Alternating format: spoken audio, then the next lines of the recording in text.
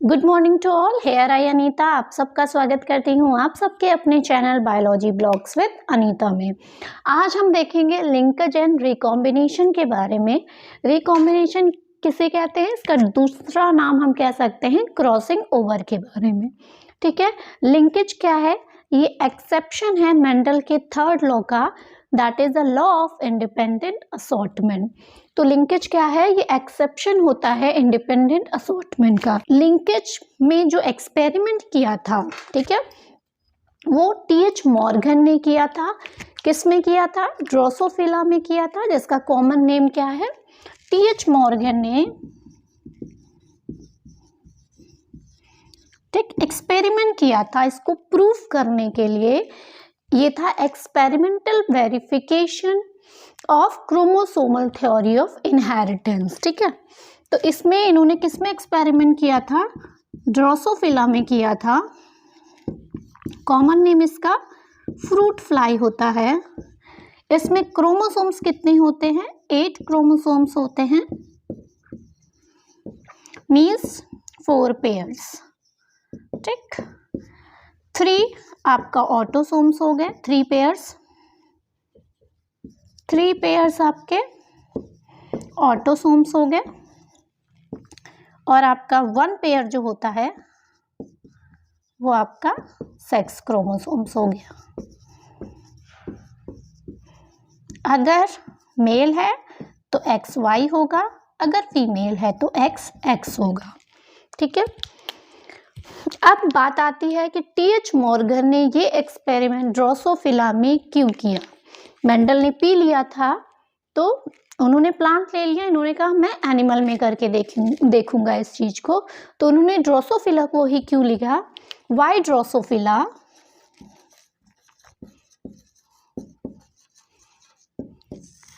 क्यों लिया था, क्योंकि इसके जो मेल और फीमेल थे इजिली क्या थे, इजिली आइडेंटिफाइड थे। क्लियर, ठीक है। और इसमें जो कंट्रास्टिंग जो ट्रेड्स थे वो भी इजिली रिकॉग्नाइजेबल थे।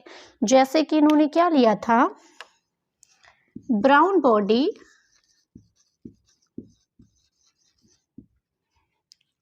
और येलो बॉडी, रेड आई और ये एग्जाम्पल है कि ये कैरेक्टरिस्टिक्स थे इसके। ठीक है, मतलब इजिली हम रिकॉग्नाइज कर सकते थे कि ये रिसेसिव है, ये डोमिनेंट है। और वाइट आई, और क्या था, लार्ज एंड मिनिएचर विंग, यानी कि जो कंट्रास्टिंग कैरेक्टर थे उनको हम इजिली रिकॉग्नाइजेबल कर सकते थे, आइडेंटिफाइड कर सकते थे ड्रोसोफिला का कि ये डोमिनेंट है, ये रिसेसिव है। और क्या रीजन था, easily grow in artificial medium. ठीक है, एक लैब में इन्होंने क्या किया था, बनाना के ऊपर नंबर ऑफ ड्रोसोफिला को रिप्रोड्यूस किया था बाय सिंगल मेटिंग।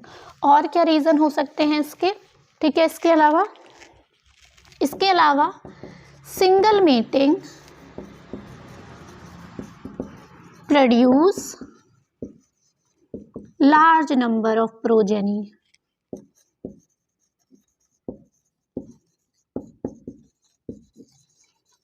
और जो इनके हेरिडिटरी ट्रेट थे, वेरिएशंस थे, वो easily seen in low power microscope. Clear है कि लिंकेज को देखा था टीएच मॉर्गन ने, ठीक है, ड्रोसोफिला में। इन्होंने ड्रोसोफिला ही क्यों लिया था, क्योंकि सबसे पहले मेल और फीमेल इजिली आइडेंटिफाइड था, मेल छोटा है, फीमेल बड़ा है, तो मिक्सिंग नहीं हो सकती इसमें, आराम से हम क्रॉसिंग करवा सकते हैं, मेटिंग करवा सकते हैं। ठीक, और रीज़न क्या था, लार्ज, जब कोई भी साइंटिस्ट एक्सपेरिमेंट करते हैं तो उनको लार्ज स्केल में एक्सपेरिमेंट करना होता है ताकि रिजल्ट उनका अच्छा आए, है ना, प्रोबेबिलिटी रिजल्ट की अच्छी आए। तो सिंगल मेटिंग करवाते थे और large number of Drosophila produce होते थे, तो एक्सपेरिमेंट पे रिजल्ट आने के नंबर ऑफ चांसेस थे, पता चलता था कि रिजल्ट सेम आ रहा है तो उनका एक्सपेरिमेंट करेक्ट है। ठीक है, कंट्रास्टिंग कैरेक्टर इजीली आइडेंटिफाइड थे, डोमिनेंट कैरेक्टर को आप दूर से ही पहचान लोगे कि ये डोमिनेंट है, ये रिसेसिव है। जैसे कि यहाँ पे डोमिनेंट में बॉडी कलर में ब्राउन बॉडी और रिसेसिव था इनका येलो बॉडी। रेड आइड जो थी वो डोमिनेंट थी, यहाँ पे डोमिनेंट ना कह के इन्होंने डोमिनेंट को कहा था वाइल्ड टाइप, और वाइट आई आपका रिसेसिव कैरेक्टर था। Large and miniature wing, sorry, large और मिनिएचर विंग, ठीक है, किसी के लार्ज विंग थे तो उसको हमने कह दिया दिस इज वाइल्ड टाइप और डोमिनेंट टाइप, जिसके मिनिएचर थे, छोटे विंग था, उसको हमने कह दिया recessive type. Clear, easily grow कर सकते हैं हम इसको आर्टिफिशियल मीडियम में। ठीक है, हेरिडिटरी वेरिएशन इजीली आपको माइक्रोस्कोप में, लो पावर माइक्रोस्कोप में आप देख सकते हो क्या हेरिडिटरी वेरिएशंस हो रहे हैं। क्लियर, ये रीज़न था टीएच मॉर्गन का ड्रोसोफिला को चूज करने का। अब हम इनके एक्सपेरिमेंट को करने से पहले दो टर्मिनोलॉजी देख लेते हैं कि ये होता क्या है। पहला, लिंकेज का मीनिंग क्या होता है और रिकॉम्बिनेशन का मीनिंग क्या होता है।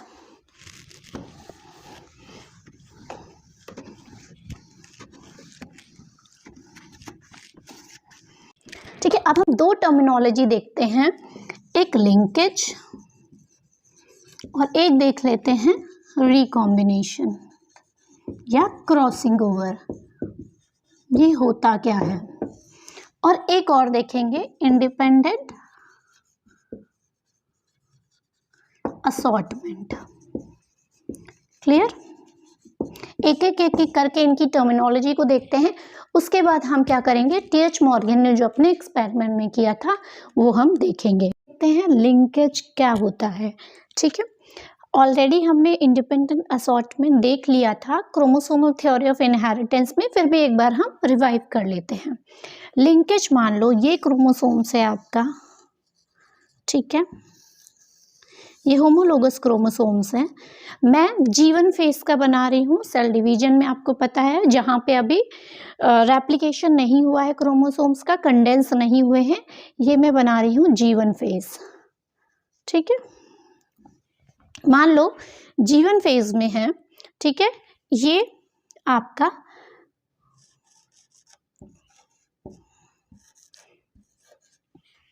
ठीक है, एक जीन प्रेजेंट है, यहाँ पे आपका दूसरा जीन प्रेजेंट है, ठीक, और मान लो एक और पेयर है,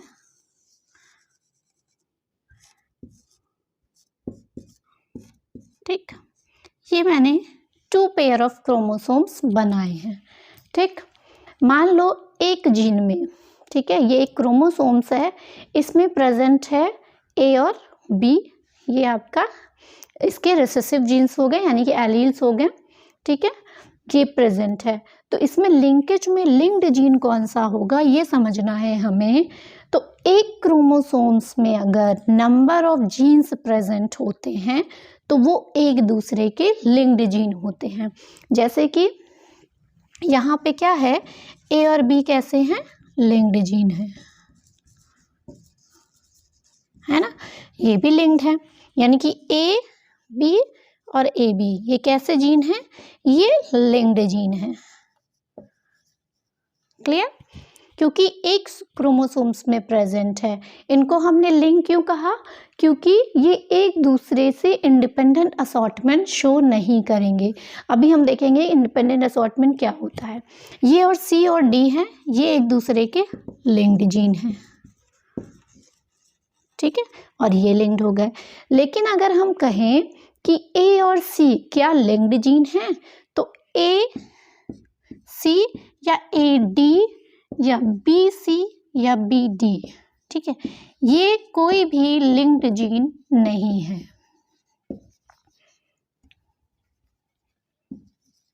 क्लियर? रीजन इज दैट क्योंकि ये अलग अलग क्रोमोसोम्स में प्रेजेंट है, ठीक है, इसीलिए ये लिंक्ड जीन नहीं है।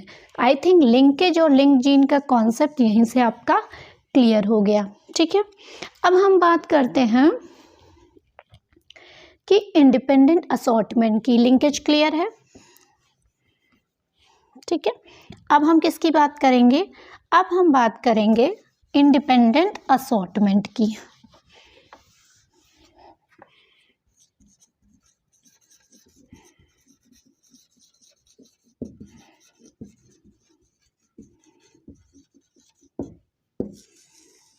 अब हम आते हैं इंडिपेंडेंट असॉर्टमेंट में।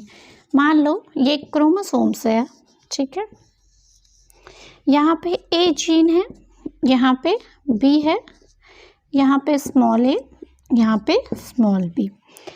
ये अलग अलग क्रोमोसोम्स में प्रेजेंट है, ठीक है। तो इसमें क्या होगा, ये एक दूसरे के इंडिपेंडेंट हैं, यानी कि ए किसी के साथ भी जा सकता है, ठीक है। अगर मान लो यहाँ पे सी है, ठीक है, तो ये एक दूसरे के इंडिपेंडेंट नहीं है। क्यों नहीं है? क्योंकि लिंकेज ये कहता है कि अगर लिंक्ड जीन है तो वो साथ साथ में ही जाएंगे, लिंकेज ऐसा कहता है। लेकिन अगर हम बी और ए की बात करें तो देखो, अगर हम इसको रफ कर दें, ये तो आपका लिंक शो हो रहा है, मान लो यहाँ पे सी हमने अभी नहीं बनाते हैं, ठीक है। ए और बी में ए की जो क्रोमोसोम्स की प्रोबेबिलिटी है वो किसके साथ जाने की है? इसके साथ भी जा सकता है या इसके साथ भी जा सकता है, ठीक। ए इसके साथ भी जा सकता है, इस पेयर के साथ भी जा सकता है, इसके साथ भी जा सकता है। उसी तरह ये जो एक क्रोमोसोम्स है वो इसके साथ भी चला जा सकता है, इसके साथ भी जा सकता है। तो इसको हमने कह दिया ये क्रोमोसोम एक दूसरे से इंडिपेंडेंट असॉर्टमेंट शो करते हैं। क्लियर है? फिर से देखो, ये ए क्रोमोसोम्स है, ये बी है, ठीक है। ये एक दूसरे के इंडिपेंडेंट असॉर्टमेंट क्यों है? क्योंकि डिवीजन के समय, एनाफेज के समय, मियोसिस याद करो, ये और ये, ठीक है, हो सकता है ये वाला ए जो है, ए जीन जो है, ठीक है, इसके साथ चला जाए, हो सकता है इसके साथ चला जाए, ठीक, डिवीजन के समय, क्योंकि ये जीन एक दूसरे से क्या है? इंडिपेंडेंट है। अगर हम यहाँ पे बात करते हैं सी की, ठीक है, अगर हम ए सी की बात करें तो ये दोनों साथ में ही रहेंगे, ये दोनों आपस में इंडिपेंडेंट असॉर्टमेंट शो नहीं करते हैं, इंडिपेंडेंट असॉर्टमेंट शो नहीं कर रहे हैं। क्या शो कर रहे हैं? लिंकेज शो कर रहे हैं। लेकिन अगर हम बात करें सी और बी की या ए और सी की, ये एक दूसरे से इंडिपेंडेंट असॉर्टमेंट शो करते हैं। आई थिंक आप समझ में आ गया होगा इंडिपेंडेंट असॉर्टमेंट का मीनिंग क्या होता है। अब थर्ड आता है बात रिकॉम्बिनेशन के, जिसे हम क्रॉसिंग ओवर कहते हैं।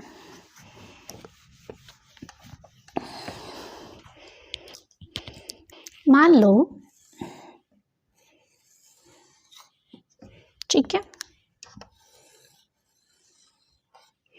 ये आपका क्या है? ये आपका क्रोमोसोम्स है, इसमें ये जीन प्रेजेंट है, ठीक है। मान लो क्या होता है, इनमें क्या हो रहा है? क्रॉसिंग ओवर हो रही है, ठीक है।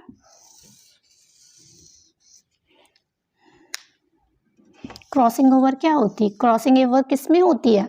मियोसिस के प्रोफेज 1 में पैकीटीन स्टेज में आपने क्रॉसिंग ओवर देखी है। पीछे चैप्टर्स को रिवाइज करते रहना, ऑलरेडी प्लेलिस्ट बनी है, जाकर देख लेना मियोसिस के क्लासेस को, ठीक है। क्रॉसिंग ओवर होती है, तो क्रॉसिंग ओवर का मतलब क्या होता है? जो नॉन सिस्टर क्रोमैटिड्स होते हैं उनका एक्सचेंज ऑफ जेनेटिक मटेरियल होता है, ठीक है, यानी कि जीन का एक्सचेंज होता है। तो यहाँ पे क्रॉसिंग ओवर में क्या होता है, मान लो इसका ये पार्ट, ठीक है, ये ए जीन था और मान लो ये था, ठीक है। तो होता क्या है, मान लो कि क्रॉसिंग ओवर के समय ये ऊपर वाले पार्ट क्या हो गए, एक्सचेंज हो गए, ठीक है। तो रिजल्ट हमें क्या मिलेगा क्रॉसिंग ओवर के समय, इस ए के प्लेस में ये ब्लैक वाला आ गया, ठीक है, और यहाँ पे रेड वाला क्या आ गया, कैपिटल ए आ गया, ठीक है। ये आपका बी था, इसमें नहीं हुआ, ठीक। क्रॉसिंग ओवर में क्या होता है, एक्सचेंज ऑफ जेनेटिक मटेरियल होता है, लेकिन जो लिंकेज क्या कह रहा था कि ये दोनों एक दूसरे से अलग नहीं हो सकते। तो यहाँ से क्या बना, लिंकेज इनवर्सली प्रोपोर्शनल होता है रिकॉम्बिनेशन का। मतलब अगर क्रॉसिंग ओवर है तो लिंकेज क्या होगी, लिंकेज नहीं शो होगी, लिंकेज नहीं दिखेगी, ठीक है। या हम कह सकते हैं जहाँ क्रॉसिंग ओवर है वहाँ लिंकेज नहीं दिखेगी, तो ये हम कह सकते हैं लिंकेज का एक्सेप्शन क्या हो गया, रिकॉम्बिनेशन। क्योंकि जो टी.एच. मॉर्गन थे उन्होंने क्या कहा, लिंक्ड जीन हैं और ये एक दूसरे के साथ साथ जाते हैं, ठीक है, ऐसा बोला गया। लेकिन डिवीजन के समय ऐसा भी होता है, तभी तो हम अपने पेरेंट्स से अलग हैं। क्यों अलग हैं, क्योंकि वहाँ पे रिकॉम्बिनेशन हो रहा है। अगर रिकॉम्बिनेशन नहीं होता किसी भी जीन में तो क्या होता, हम अपने पेरेंट्स के जैसे ही दिखते। लेकिन ऐसा नहीं है, नेचर में वेरिएशंस क्यों है, रिकॉम्बिनेशन के कारण है। तो हम कह सकते हैं जो लिंकेज का एक्सेप्शन क्या आ गया, रिकॉम्बिनेशन आ गया, ठीक है। प्रोबेबिलिटी क्या हो सकती है गैमीट बनने की, यहाँ पे देखते हैं। ये भी कोई ज़रूरी नहीं है कि हर समय हर क्रोमोसोम्स में लिंकेज या रिकॉम्बिनेशन हमें देखने को ही मिले। हो सकता है जैसे एग्जाम्पल के तौर पे हमारी मदर का आइज़ अगर ब्लैक है, अगर हमारा भी ब्लैक है, तो यहाँ पे क्या हुआ, अगर मदर फादर का किसी का भी आइज़ का कलर दोनों का सेम है और हमारा भी सेम है, दैट मीन्स वहाँ पे क्या नहीं हुआ, वहाँ पे आपका रिकॉम्बिनेशन नहीं हुआ है, एज सच हमारे अंदर ट्रांसफ़र हो गया है। तो ये प्रोबेबिलिटी हो सकती है, ज़्यादा भी हो सकती है, कम भी हो सकती है, या नहीं भी हो सकती है।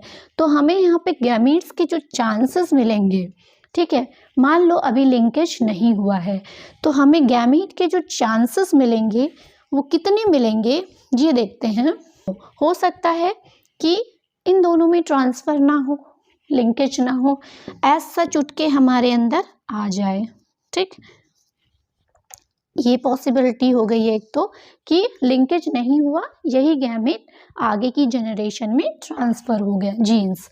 या फिर हो सकता है लिंकेज होने के बाद हमें ये गैमेट मिल रहे हैं, ठीक है।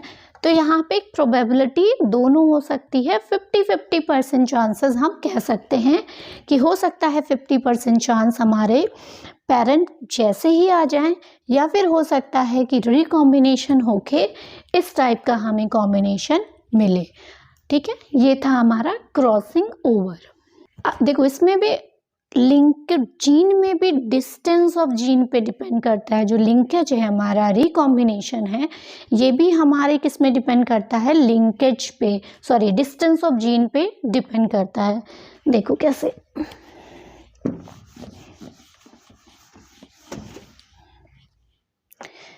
ठीक है, मान लो ये जीन रिकॉम्बिनेशन के समय अलग हो गए, ठीक है। एक और हम पेयर बनाते हैं,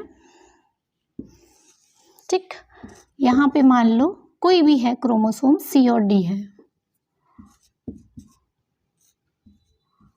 ठीक। इनकी डिस्टेंस तो दूर दूर है, ठीक है। तो हो सकता है क्रॉसिंग के समय एक पार्ट आपका नीचे ही रह जा रहा हो और ऊपर वाला पार्ट एक्सचेंज हो गया हो। यहाँ पे देखो, यहाँ पे क्या है, जो जीन की डिस्टेंस है एक दूसरे से, ठीक है, ये क्या है, टाइटली लिंक्ड थे, तो हो सकता है जब क्रॉसिंग हो, ठीक है, क्रॉसिंग हो तो क्या हो, ये दोनों जीन उठ के चले जाएं, ठीक है, और हमें एज सच कॉम्बिनेशन मिले ये वाला, ठीक। हो सकता है हमें ये कॉम्बिनेशन मिले। यहाँ पे क्या हो रहा था, यहाँ पे सिर्फ ए पार्ट ट्रांसफर हो रहा था, ए जीन ट्रांसफर हो रहा था, क्योंकि इनकी डिस्टेंस एज कंपैरिजन टू अगर हम सी और डी जीन ले तो ये क्या है, लूजली लिंक्ड है, ठीक है, ये कैसे हैं, लूजली लिंक्ड है, तो ये क्रॉसिंग ओवर शो करेंगे, ठीक। अगर हम इनकी बात करें सी और डी के बात में, तो ये क्रॉसिंग ओवर नहीं शो करेंगे, इसमें रिकॉम्बिनेशन की जो वैल्यू होगी, प्रोबेबिलिटी होगी, वो बहुत कम होगी। क्यों? क्योंकि जब क्रॉसिंग होगी भी तो हो सकता है ये दोनों जीन ट्रांसफर हो साथ में, है ना, तो हमें डेटा वही मिलेगा। क्लियर? तो लिंकेज जो होता है वो जो लिंकेज होता है वो हो सकता है inversely proportional to distance of genes के, ठीक। हम कह सकते हैं रिकॉम्बिनेशन कैसा होगा, रिकॉम्बिनेशन प्रोपोर्शनली होगा डिस्टेंस ऑफ जीन्स के। देखो कहने का मतलब क्या है, अगर डिस्टेंस ऑफ जीन ज़्यादा होगी तो क्या होगा, क्रॉसिंग ओवर होगा, जेनेटिक एक्सचेंज होगा, ठीक है।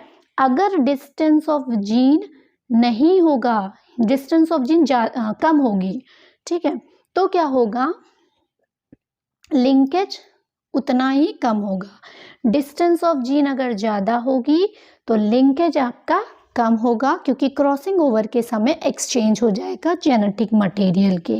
तो हम इसी को दूसरी भाषा में क्या कह सकते हैं, डिस्टेंस ऑफ जीन अगर ज़्यादा होगा तो क्रॉसिंग ओवर के चांसेस ज़्यादा हैं, यानी कि जेनेटिक मटेरियल का एक्सचेंज होने का चांसेस ज़्यादा है, ठीक है। क्लियर है? क्योंकि अगर ये पास पास हैं, डिस्टेंस ऑफ जीन कम है तो लिंक्ड है, लिंकेज क्या होगा, यहाँ पे लिंक्ड है तो क्रॉसिंग ओवर होगा ही नहीं, ठीक, कम होगी तो डिस्टेंस। क्लियर है? थिंक ये क्लियर हो गया होगा। अब हम आते हैं टी.एच. मॉर्गन ने, थॉमस हंट मॉर्गन ने जो एक्सपेरिमेंट किया था उसमें कौन से ट्रेट्स लिए थे ड्रोसोफिला में, वो अब हम देखेंगे। देखो इन्होंने दो एक्सपेरिमेंट इनके हमारी जो बुक में दिए हुए हैं, दो एक्सपेरिमेंट दिए हैं। पहला लिया था इन्होंने आई कलर और बॉडी कलर, ठीक, फर्स्ट एक्सपेरिमेंट में ये लिया था। और जो दूसरा एक्सपेरिमेंट किया था इन्होंने वो लिया था आई कलर और विंग साइज, ठीक। पहले हम ये वाला कर लेते हैं, एक्सपेरिमेंट नंबर 1, ठीक। इन्होंने जो दो ट्रेट लिए थे, अब देखो यहाँ पे दो ट्रेट लिए तो कौन सा क्रॉस होगा, डाई हाइब्रिड क्रॉस होगा, ठीक है। पहले हम फर्स्ट एक्सपेरिमेंट करते हैं आई कलर और बॉडी कलर में। तो इन्होंने क्या किया था, जो आई कलर था वो कौन सा था, रेड आई और वाइट आई, ठीक। बॉडी कलर में था ब्राउन बॉडी और येलो बॉडी। क्लियर? ये लिया था रेड आई और ब्राउन बॉडी, ये आपके कैसे हैं, डोमिनेंट हैं, तो इनको हम कह सकते हैं वाइल्ड टाइप, ठीक। ये यहाँ पे वाइल्ड टाइप हो गया, ठीक। इन्होंने वाइल्ड टाइप टर्म दिया था, जो हमारे मेंडल जी थे उन्होंने डोमिनेंट टर्म दिया था, ठीक है। उन्होंने क्या किया था, जैसे मेंडल की बात करें तो इन्होंने जैसे टॉल था और एक डॉफ था, तो इन्होंने जो जीनोटाइप लिया था वो क्या लिया था, डोमिनेंट का लिया था। लेकिन टी.एच. मॉर्गन ने क्या किया था, जो वाइट आई का फर्स्ट लेटर, जैसे कि टॉल का इन्होंने टी लिया था तो इन्होंने क्या किया था, डब्लू, ठीक है। वाइट आई इस ये W हो गया, ये Y हो गया। और इन्होंने वाइल्ड टाइप का जो डिनोट किया था वो प्लस के साइन से किया था। क्लियर है? तो ये क्या हो गया, वाइट आई और येलो बॉडी, ये कैसा है, रिसेसिव कैरेक्टर है, ये रिसेसिव थे। ठीक, और इनको प्रेजेंट किया इनके फर्स्ट लेटर से। ये तो इन्होंने जो फर्स्ट किया, इन्होंने क्या किया, मेल लिया, फीमेल लिया। ठीक है, जो मेल लिया वो कैसा लिया था, डोमिनेंट कैरेक्टर लिया था, या कह सकते हैं वाइल्ड लिया था। और जो फीमेल लिया था वो रिसेसिव लिया था। ठीक, तो मेल में आपका डोमिनेंट जो है, डोमिनेंट कौन सा है, रेड आई ब्राउन बॉडी। तो पहला कॉम्बिनेशन जो इन्होंने लिया, रेड आई ब्राउन बॉडी मेल लिया। ठीक है, और रिसेसिव में लिया इन्होंने वाइट आई येलो बॉडी। अगर हम इसको अगर जीनोटाइप इसका लिखें तो ये हो जाएगा आपका YW। ठीक है, वाई के येलो बॉडी के लिए Y, वाइट आई के लिए W। यहाँ पे क्या होगा, जो ब्राउन बॉडी है, येलो बॉडी को Y से करते हैं तो यहाँ पे इसको Y प्लस से लिखेंगे। ठीक है, और रेड को कैसे लिखेंगे, W यहाँ पे था तो इन्होंने क्या किया, W प्लस से लिखा। ठीक है, ये बात हो गई। अब एक चीज और देख लो, जो ये ड्रोसोफिला लिया था इन्होंने, और जो ये जीन लिए थे, जो ट्रेट लिए थे, वो कैसे कैरेक्टर थे, सेक्स लिंक्ड थे। ठीक है, यानी कि ये जो ट्रेट्स थे वो किस में प्रेजेंट होते हैं, एक्स क्रोमोसोम्स में। ये TH मॉर्गन को पता था, उन्होंने यही कैरेक्टर लिया था। तो हमारा जो डोमिनेंट है, ठीक है, एक्स और वाई था, ये एक्स एक्स है। अगर हम इसको बनाएं,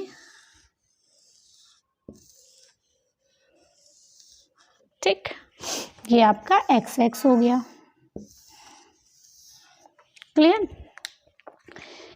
तो मैंने क्या बोला कि जो एक्स क्रोमोसोम से लिंक्ड ट्रेट्स लिए थे इन्होंने, तो यहाँ पे आपका मान लो जीन है Y प्लस, ये हो गया, और ये X हो गया, ये Y पे कोई जीन नहीं होगा क्योंकि इसका जो लिंक था वो X से ही रिलेटेड था।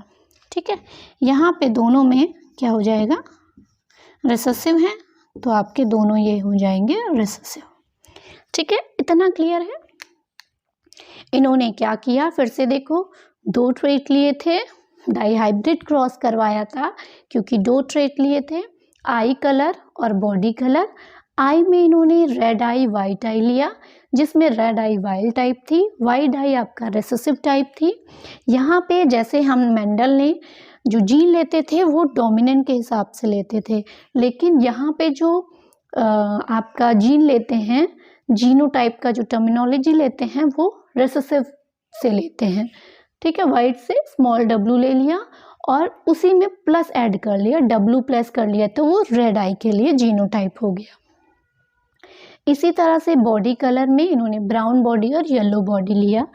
जो इन्होंने मेल लिया वो डोमिनेंट टाइप लिया, यानी कि जिसमें ब्राउन बॉडी थी और रेड आई थी।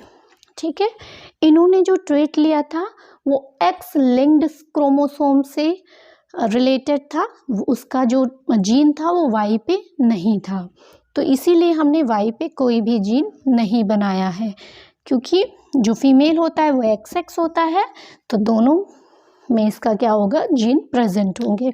अब इन्होंने क्या किया, F1 जनरेशन में इसको क्रॉस करवाया। ठीक है, देखते हैं, इतना रफ कर दे।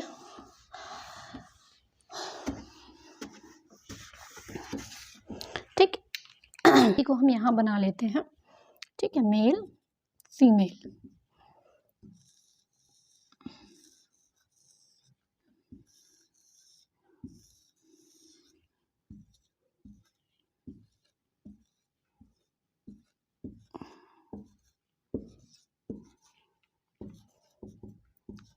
ठीक, यहाँ पे इसको हम रफ कर देते हैं। यही चीज़ मैंने ऊपर बना ली ताकि हम पूरा क्रॉस इसमें देख सकें।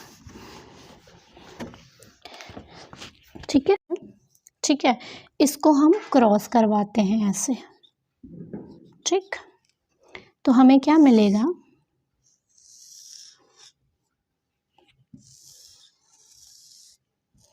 ये x है, ये y है, ये x है। क्लियर? इसका हम इसके साथ क्रॉस करवाते हैं। ठीक है, तो हमें क्या मिलेगा, ध्यान से देखना। देखो, इस x का हम पहले इन दोनों x के साथ क्रॉस करवाएंगे। ठीक, तो हमें x और x ही मिलेगा। ये y प्लस और इसके साथ हमें पेयर मिलेगा। ठीक,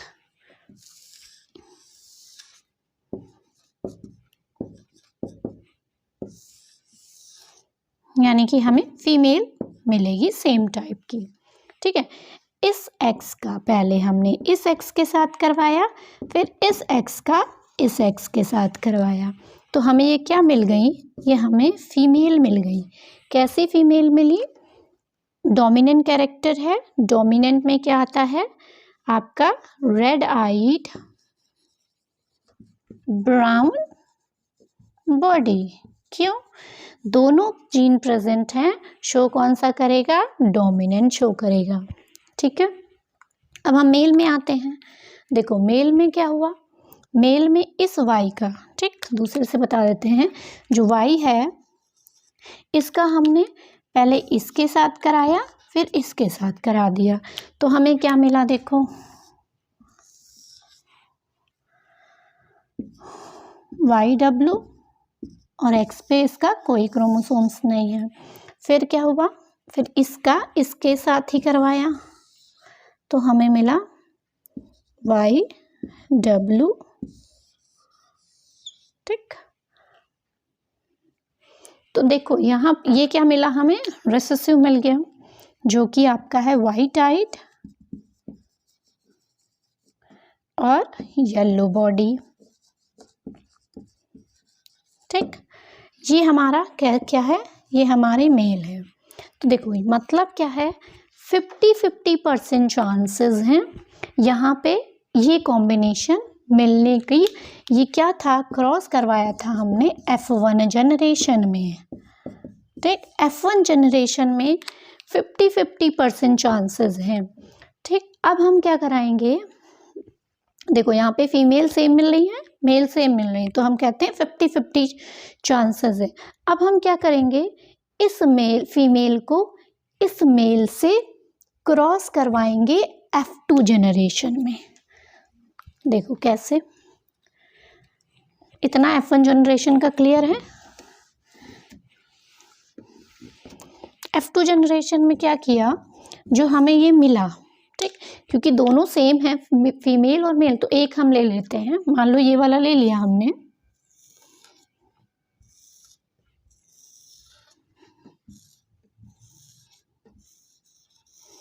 मेल कैसी है, Y प्लस है और यहाँ पे W प्लस है, यहाँ पे Y है और ये W है, यहाँ पे क्या है, Y और W है। ठीक है, ये हमने क्या किया, इसका अब हम F2 करवाएंगे। ठीक, F2 जनरेशन में देखेंगे हमें क्या मिलता है। देखो F2 जनरेशन में क्या हुआ, ये हमारा XX है, ये XY है। F2 जनरेशन में देखो हमें क्या मिलता है, इसका पहले इससे क्रॉस करवाएंगे, फिर इससे क्रॉस करवाएंगे, तो हमें क्या मिलेगा, देखो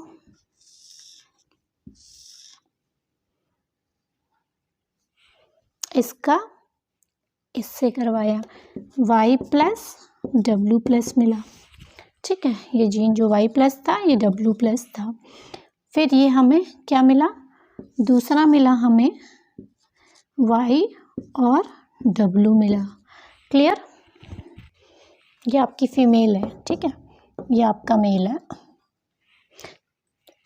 अब हमें दूसरा क्या मिलेगा, देखो फिर इसको हमने करवाया Y Y plus W plus इससे करवाया, ये मिल गया। ठीक, ये हमारा एक्स एक्स हो गया, ये F2 जनरेशन की यहाँ पे हम बात कर रहे हैं, ये एक्स वाई हो गया यानी कि मेल हो गया। ठीक है, अब हमने क्या किया, जो नीचे वाला है इसको, ठीक है, इसको हमने एक बार इससे क्रॉस कराया, एक बार इससे क्रॉस कराया। अगर हम एक्स एक्स को क्रॉस करवाते हैं तो हमें क्या मिलेगा, हमें मिलेगा आपका ये। ठीक,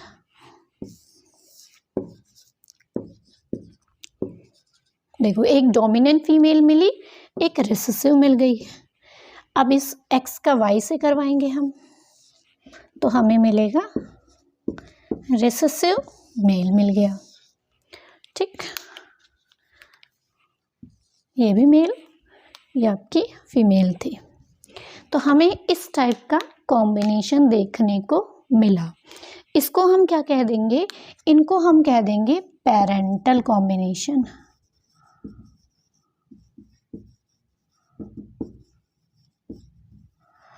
ठीक है, इनको हम कह देंगे पेरेंटल कॉम्बिनेशन। क्यों कहा हमने पेरेंटल कॉम्बिनेशन, क्योंकि अभी यहाँ पे रिकॉम्बिनेशन हमने ऐसा माना है, क्योंकि हमने बोला था अभी पढ़ाते समय कि रिकॉम्बिनेशन भी हो सकता है, तभी हमको वेरिएशन देखने को मिलती हैं। ठीक है, तो हमने ऐसा माना कि यहाँ पे रिकॉम्बिनेशन नहीं हुआ, एज सच हमारे जीन गैमीट से आकर क्रॉस होकर ये इन्होंने बना दिया। तो ये हमें कैसे कॉम्बिनेशन मिले, 4 टाइप के कॉम्बिनेशन मिले। यहाँ पे डोमिनेंट फीमेल है, यहाँ पे रिसेसिव फीमेल है, यहाँ पे डोमिनेंट मेल है, ये रिसेसिव मेल है। अब कंडीशन क्या आती है, अगर, ठीक है, अगर इनका हम रिकॉम्बिनेशन करवाएं, ठीक है, रिकॉम्बिनेशन यानी कि जो हमने F1 जनरेशन में क्या लिया था, क्रॉस जो करवाया था हमने, वो करवाया था मेल डोमिनेंट था, फीमेल आपकी रिसेसिव थी। मेल क्या है देखो, मतलब Y प्लस ये लिया था हमने।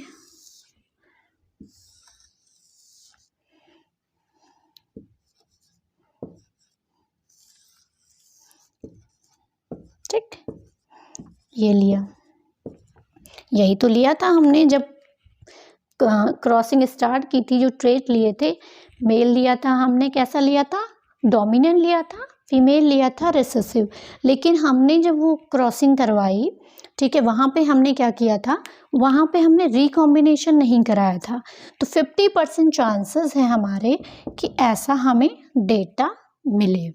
लेकिन थिंक अबाउट, अगर रिकॉम्बिनेशन हो जाए तो, इसको रफ कर देती हूँ।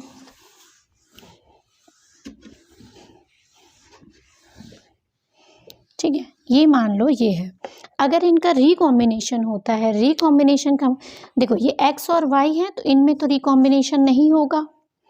ये एक्स और एक्स है, सेम क्रोमोसोम है, यानी कि इनमें रिकॉम्बिनेशन होने के चांसेस हैं। तो अगर इनमें रिकॉम्बिनेशन देखें हम, कैसे होगा देखो,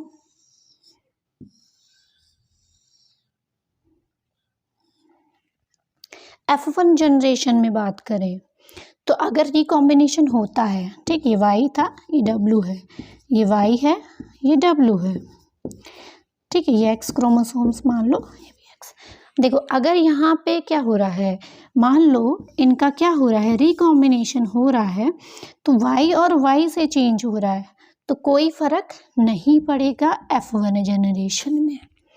ठीक है, अगर यहाँ पे क्रॉसिंग ओवर F1 जनरेशन में हो रही है तो देखो इनमें अगर एक्सचेंज भी होता है, Y Y है, ये वाला इधर जाएगा तो कोई फर्क नहीं पड़ेगा क्योंकि दोनों जीन सेम है।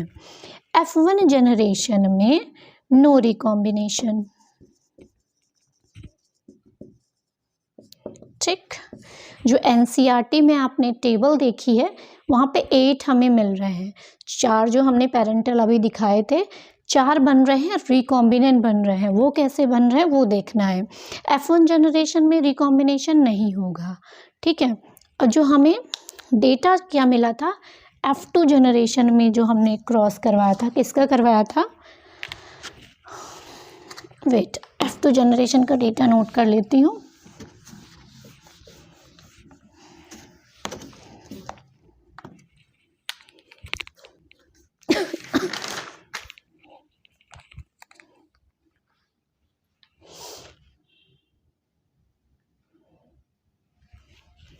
फीमेल थी,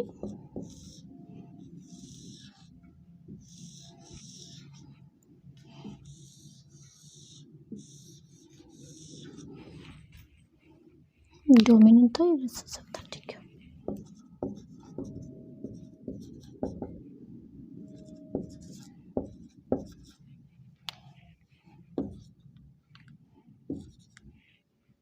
देखो F2 जनरेशन में हमें यही डेटा मिला था, पीछे देखना, इसमें हमें यही डेटा मिला है, ठीक। यहाँ तो रिकॉम्बिनेशन होने का मतलब ही नहीं है, क्योंकि यहाँ पे तो कोई जीन ही नहीं है, तो इसमें तो रिकॉम्बिनेशन नहीं होगा। लेकिन अगर हम यहाँ बात करें, देखो यह है वाई क्रोमोसोम्स, यहाँ पे आपका W+ है, यहाँ पे रिसेसिव प्रेजेंट है। देखो F1 में क्या हो रहा था, दोनों Y और W थे, लेकिन यहाँ पे क्या है, एक में डोमिनेंट है, एक में रिसेसिव है। वहाँ पे फीमेल में F1 जनरेशन में क्या था, दोनों में रिसेसिव थे, तो रिकॉम्बिनेशन होता भी तो कोई फर्क नहीं पड़ता, ठीक है। F2 जनरेशन में देखो क्या हो रहा है, F2 जनरेशन में अगर हम रिकॉम्बिनेशन करवाएं, ठीक, मान लो ये आपका Y+ है, ये W+ है, उसमें आ जाए हमारा, ऐसे हो जाए Y और W, तो क्या होगा, जो ये Y वाला है तो रिकॉम्बिनेशन होके कैसा हो जाएगा, रिकॉम्बिनेशन होके आपका इस Y के प्लेस में क्या आ गया, ये आ गया, और यहाँ पे Y+ आ गया। क्लियर? यानी कि हम रिकॉम्बिनेशन में क्या हुआ, ये जीन ने क्रॉस कर लिया, ठीक। क्लियर? ये Y+ यहाँ चला गया, यहाँ पे चला गया, और ये वाला Y इधर आ गया, तो इसी को हम क्रॉसिंग ओवर कहते हैं। अब ये हमें मिल गई फीमेल, ठीक, और ये वाला तो सेम मेल रहेगा, सेम ही, इसमें रिकॉम्बिनेशन नहीं होगा। अब करवा लो, ये X है, ये X है, इस X का इसके साथ करवा लो पहले, फिर इस X का इसके साथ करवा लो, करवाओ, क्या डेटा मिलता है,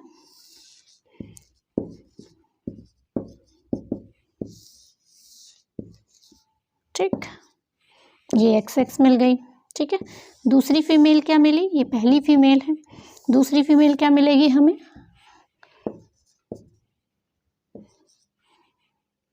ठीक है, ये आपका YW।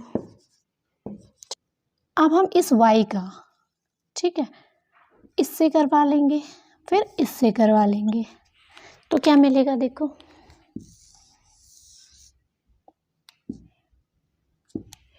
YW+ और दूसरा तो आपका Y क्रोमोसोम्स है, ये वाला मिलेगा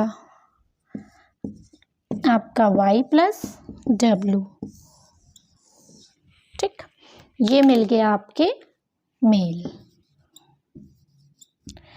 अभी सब आपको YW नजर आ रहा होगा, ध्यान से देखोगे तब समझ में क्रॉसिंग आ जाएगी। हमने क्या किया है, पहला जो हमें पेरेंटल मिला वहाँ पे 4 कॉम्बिनेशन मिल गए, ठीक है, तो हमने ऐसा कहा था कि रिकॉम्बिनेशन होना ना होना डिपेंड करता है, 50-50% चांसेस हैं, ठीक है, ऐसा साइंटिस्ट मानते हैं।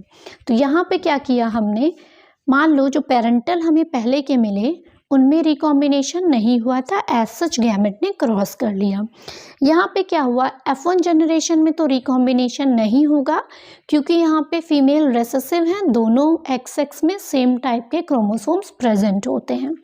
लेकिन जो F2 जनरेशन में क्या था, एक डोमिनेंट एलील था, एक रिसेसिव एलील था, तो यहाँ पे हमने क्या किया, रिकॉम्बिनेशन किया, यानी कि क्रॉसिंग ओवर किया, तो हमें इस टाइप की फीमेल मिल गई।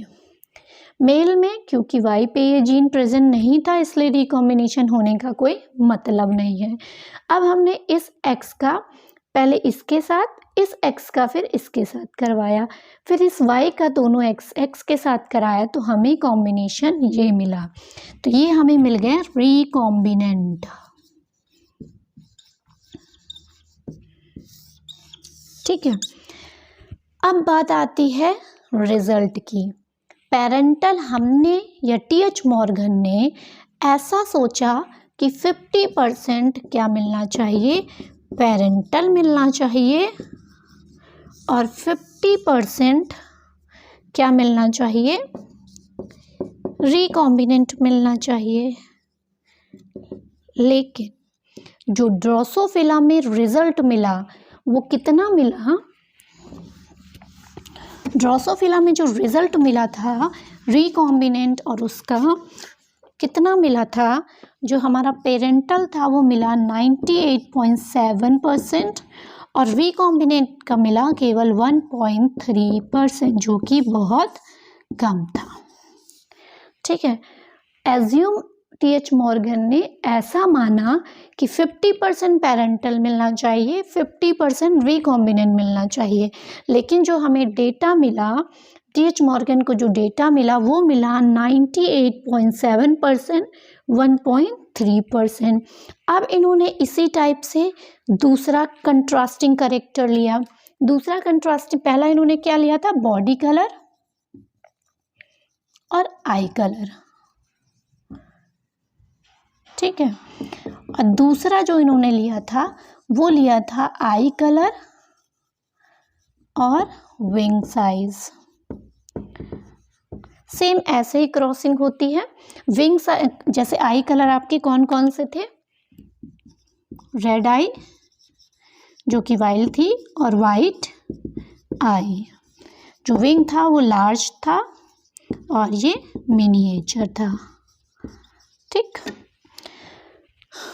यहाँ पे जो जीन होता था क्या होता था, W+ और WI के लिए, ये डोमिनेंट हो गया या वाइल्ड हो गया। यहाँ पे जो लेते हैं वो M लेते हैं, मिनिएचर का M+ या M। ठीक, ये आपका डोमिनेंट हो गया, ये रिसेसिव हो गया। तो दूसरा एग्जाम्पल इन्होंने ये लिया, वो मैं करके नहीं दिखाऊंगी, आपको डायरेक्ट करके दिखा देती हूँ। ठीक है, क्या मिला इनको डेटा, सीधे यहीं पे आ जाते हैं। सेम ही क्रॉसिंग होगी, कोई डिफरेंट नहीं है, तो उसको हम डायरेक्ट दिखाएंगे आपको। देखो बेटा, पहला जो क्रॉस लिया था उन्होंने, टीएच मॉर्गन ने, वो लिया था बॉडी कलर और आई कलर, जो मैंने आपको करके दिखा दिया है। दूसरा भी सेम प्रोसीजर है, लेकिन ट्रेड चेंज है, आई कलर और विंग साइज लिया इन्होंने। ठीक है, वैसे ही क्रॉस होगा जैसे पहले वाला क्रॉस अभी हमने दिखाया है। यहाँ मैं करके नहीं दिखा रही हूँ, यहाँ पे मैं आपको समझा दे रही हूँ। देखो, ये फीमेल है जो कि रिसेसिव है। ठीक, रिसेसिव क्यों है, क्योंकि प्लस का साइन नहीं है जीन में।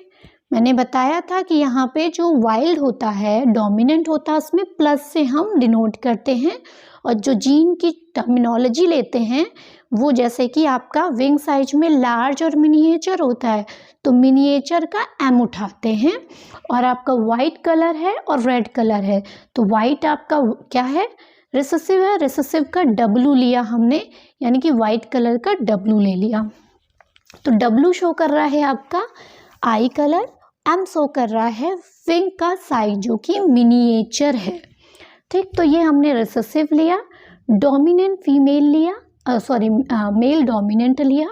ठीक है, ये आपकी कैसी है, ये आपकी रिसेसिव है, और मेल जो है आपका वो डोमिनेंट, या हम कह सकते हैं वाइल्ड टाइप है। क्लियर, वाइल्ड टाइप मतलब रेड आई लार्ज विंग, और जो फीमेल लिया है वाइट आई और मिनिएचर विंग। मॉर्गन को क्लियर पता था कि जो ये कैरेक्टर्स जो उन्होंने ट्रेट लिए हैं वो एक्स लिंक से रिलेटेड हैं, तो इनका जो जीन होगा वो कहाँ प्रेजेंट होगा, एस क्रोमोसोम्स में। सेक्स लिंक्ड क्रोमोसोम्स ही लिया था इन्होंने। ठीक है, अब इन्होंने क्या किया, रिसेसिव फीमेल को डोमिनेंट मेल से क्रॉस करवाया, तो उन्हें जो डेटा मिला, ठीक है, उन्हें मिला रेड आई लार्ज विंग। क्या मिला, ये मिली इनको फीमेल, और ये मिला इनको मेल। 50-50 चांसेस उनको मिल गए। ठीक है, फीमेल यहाँ पे कैसी हो गई, डोमिनेंट हो गई, और मेल रिसेसिव हो गया। अपोजिट रिजल्ट हमको इसका मिला, यहाँ पे डोमिनेंट मेल था, यहाँ पे रिसेसिव मेल मिला। ठीक है, अब क्या होता है, ठीक, अब F1 जनरेशन में जो रिजल्ट मिला उसको अगर हम क्रॉस करवाते हैं F2 जनरेशन के लिए, तो डेटा देखो, ये XX है, ये XY है ना, यही है। इस x का पहले इस x के साथ करवा दिया, ठीक, फिर इस x का इस x से करवा दिया, तो हमें रिजल्ट ये मिला। इसी तरह से हमने क्या किया, अब क्या बचा, इस y का पहले इस x के साथ करवाया, फिर इस y का इस x के साथ करवाया, तो हमें रिजल्ट ये मिल गया। ये हमें क्या मिल गया, एक रेसेसिव मेल मिला, एक डोमिनेंट मेल मिला। यहाँ पे एक रेसेसिव फीमेल मिली और एक डोमिनेंट फीमेल मिली, ठीक। ये डाटा कैसा है, ये आपका पेरेंटल है। पेरेंटल क्यों है, क्योंकि यहाँ पे क्रॉसिंग नहीं हुई है अभी, एज सच गैमेट को हमने क्रॉस करवा दिया। तो अब और क्या प्रोबेबिलिटी हो सकती है, देखो यहाँ पे तो क्रॉसिंग नहीं होगी क्योंकि दोनों ही WW हैं। क्रॉसिंग कहाँ होगी, जो F2 जनरेशन में हम क्रॉस करवाते हैं उसके फीमेल में। यहाँ पे क्योंकि W है, यहाँ W+ है, तो इनमें क्या हो जाएगा, क्रॉसिंग अगर होती है तो W+ जीन चला जाएगा इस M के पास और ये चला जाएगा इधर, है ना, ये W इधर आ जाएगा और ये W+ ऊपर चला जाएगा। तो यही चीज़ मैंने करके दिखाया है, ठीक है।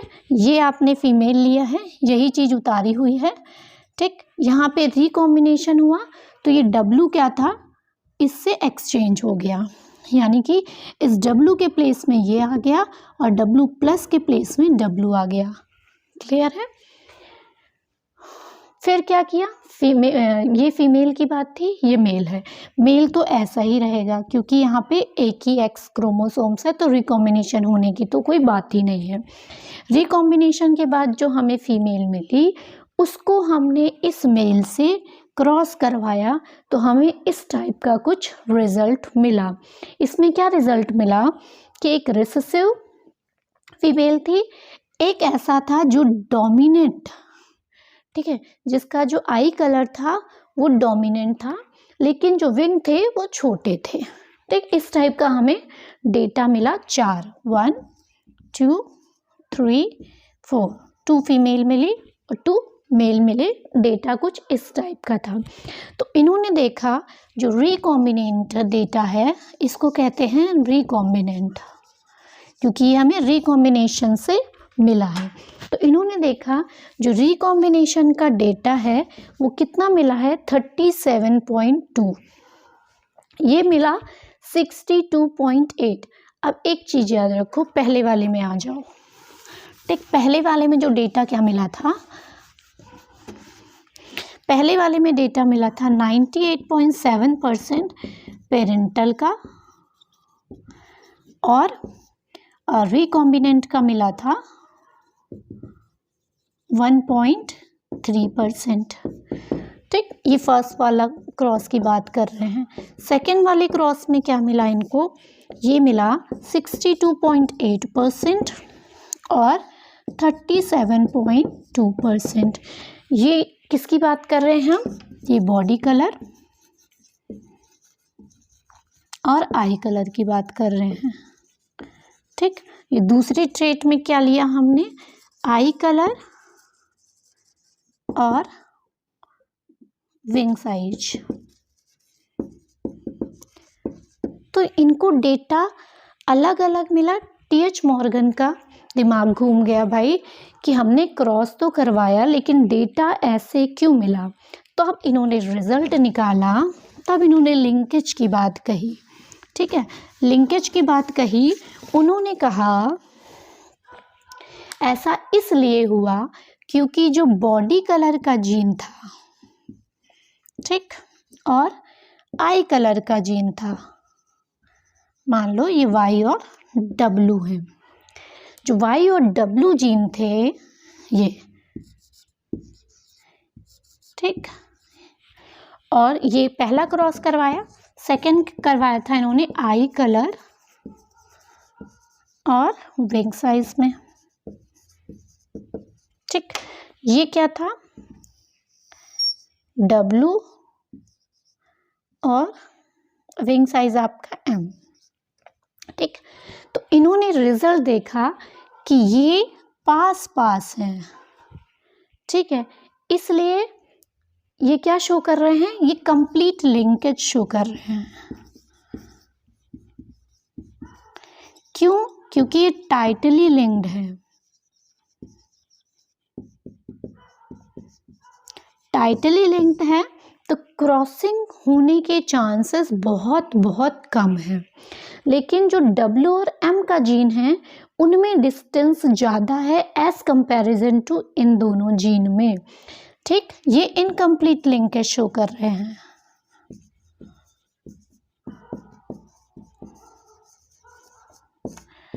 ठीक, यहाँ पे क्रॉसिंग ज़्यादा हो रही है क्योंकि इनकी जो डिस्टेंस है, डिस्टेंस ऑफ जीन से डिपेंड कर दिया। फिर इनका लिंकेज जो होता है वो इन्वर्सली प्रोपोर्शनल होता है डिस्टेंस ऑफ जीन के। ठीक, जो जीन जितना पास होगा उतनी लिंकेज शो करेगा, जो जीन जितनी दूर होगा वो उतनी कम लिंकेज शो करेगा। ये बात इन्होंने प्रूव कर दी क्योंकि Y और जो W जीन थे वो पास पास थे, लेकिन जो Y और M का डिस्टेंस था वो ज़्यादा था, इसीलिए यहाँ पे क्रॉसिंग ओवर की परसेंटेज ज़्यादा मिली और यहाँ पे जो रिकॉम्बिनेंट या क्रॉसिंग ओवर की परसेंटेज थी वो कम मिली। आई थिंक ये क्रॉसिंग ओवर और रिकॉम्बिनेंट लिंकेज आपको क्लियर हो गया होगा। तो TH मॉर्गन ने यही बताया कि जो लिंकेज होता है वो डिस्टेंस ऑफ जीन पे डिपेंड करता है। अगर डिस्टेंस जीन की कम है तो वो लिंक्ड होंगे। ठीक है, टाइटली लिंक्ड होंगे, कंप्लीट लिंकेज शो करेंगे।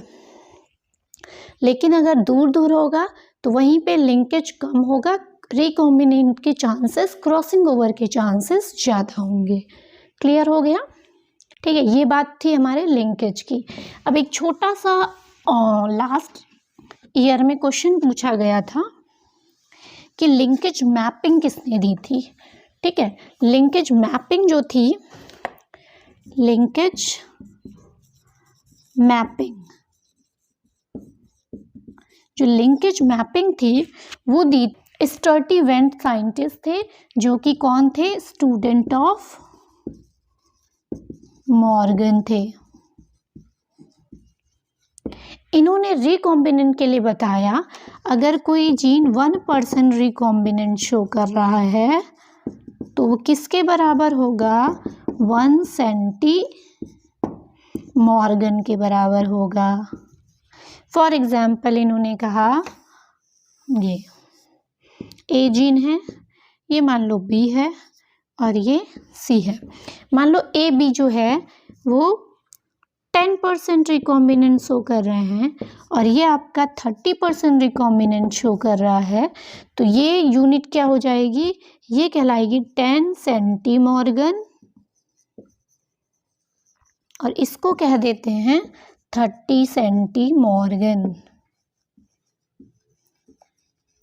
तो इन्होंने क्या किया था, जनरली परसेंटेज के हिसाब से, ठीक है, परसेंटेज के हिसाब से इन्होंने जीन की लिंकेज की मैपिंग की थी कि कौन सा जीन किसके कितना परसेंटेज आपका रिकॉम्बिनेंट देगा, उसी को इन्होंने बताया था। फ्रीक्वेंसी ऑफ क्रॉसिंग ओवर बताया था, मेनली इन्होंने फ्रीक्वेंसी ऑफ क्रॉसिंग ओवर, मतलब कौन सा जीन कितना क्रॉसिंग ओवर करेगा, रिकॉम्बिनेंट के परसेंटेज कितने आएंगे। ठीक है, इसके डिटेल में हम नहीं जा रहे हैं, बस इतना ही काफ़ी है। बाकी जो उससे न्यूमेरिकल रिलेटेड क्वेश्चन आंसर हैं वो जब हम प्रैक्टिस सेशन करेंगे उसमें हम डिस्कस कर लेंगे। तो लिंकेज का टॉपिक आज हमारा फिनिश होता है। अब बचता है म्यूटेशन, जेनेटिक डिसऑर्डर और सेक्स डिटर्मिनेशन। तो आज के लिए बस इतना ही।